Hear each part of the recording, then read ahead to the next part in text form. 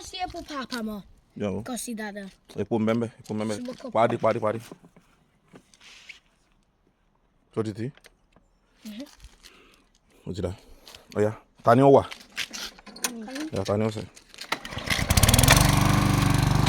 We encourage our children to be good businessmen, to be independent, and to always look out for themselves. We don't just teach them the language, we teach them the act of earning and taking responsibility.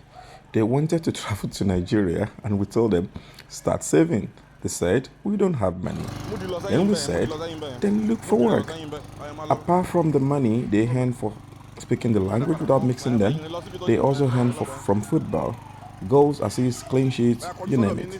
Then one day they came up with an idea. Let's ask the neighbors if we can mow their lawns. One neighbor agreed.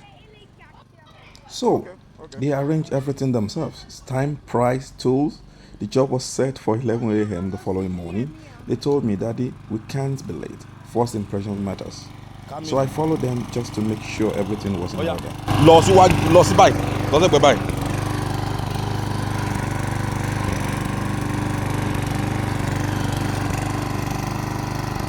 Ẹ mú di lọ sẹ́yìn. Mú di lọ ẹ̀yìn nísìn jàre. Mú di lọ ẹ̀yìn ńbẹ̀ yẹn. Mú di lọ ẹ̀yìn báyìí. Oh yeah. Okay. Yeah. We spent 10 minutes mowing the lawn and they were paid 10 euros each. Adam, wọ́n ní kó gbà.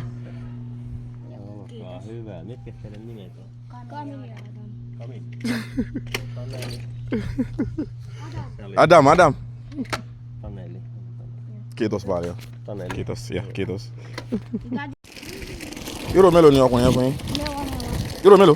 Mẹ́wàá tí ẹ ní mẹ́wàá. Euro mẹ́wàá ni. Ìṣẹ́jú mélòó lè rò pé bí ṣiṣẹ́ yẹn? Mẹ́wàá. Ìṣẹ́jú mẹ́wàá lẹ́bi ṣiṣẹ́ ẹ sì gba 20 euro ẹ̀yin méjèèjì papọ̀. Ṣé mọ etí yẹn jẹ́ ní náírà? Sọ mọ́? Okay. 15,000. Gbọ́. Kí ni 15 Yorùbá? Kí ni 15 Yorùbá? 30,000. Mẹ́ẹ̀ẹ́dógún oṣù mẹ́ẹ̀ẹ́dógún. Dai báwo ni 30 ní Yorùbá? Ọgbọ̀n. Ọgbọ̀n náírà. Kí ni 1000 ní Yorùbá? Ẹgbẹ̀rún. Ẹgbẹ̀rún mélòó ni? Ọgbọ̀n ẹgbẹ̀rún. Náírà. Okay, good. Ti dá bẹ́ẹ̀ ni. Ẹ ti ṣiṣẹ́ ẹ ti pawó láàárọ̀ yìí o. Iṣẹ́ ìṣẹ́jú mẹ́wàá péré lẹ́sẹ̀ tẹ́ gba kí lorúkọ ẹ̀ yẹn? Tẹ́ gba 20 euro. Tí ẹni ó jẹ́ 30 euro ní. Àti yẹn sọ epo euro mẹ́ta àti kúrò wá. Ìwà wo iye tó jẹ́ ní náírà gangan mọ̀ ń bọ̀. Work is done and we are now on our way home.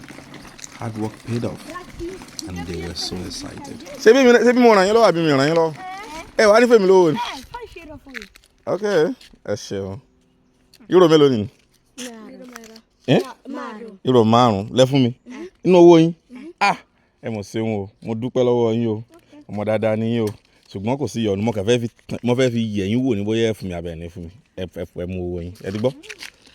Ó dàbọ̀. Mo fi dán yín wò ni. Mo dán yín wò torí pé mo fẹ́ wò bí ẹ ṣe ní ìfẹ́ àti omi àánú lójú sí. Tó yẹ pé ẹ lè ran àwọn èèyàn lọ́wọ́ tẹ́ bá dàgbà. Àti nísìnyí náà ni Yorùbá sọ pé láti kékeré ọmọ tí ó bá dá sàmú láti kékeré ní ó ti sẹnu sámsám. So mo fẹ́ fi dán yín wò kí n wò bóyá ẹ máa ní ìwà ìrẹ̀lẹ̀ àti ìwà àánú tẹ́ bá di dàgbà. O ṣeun. Mo dúpẹ́ o. Ẹ ṣeun. Ọlọ́run ó wò yín o. Ọlọ́run wò yín o. Àmín. Ọlọ́run wò yín o. Àmín. Ọlọ́run dá yín sí o. Tọ́, ṣeun.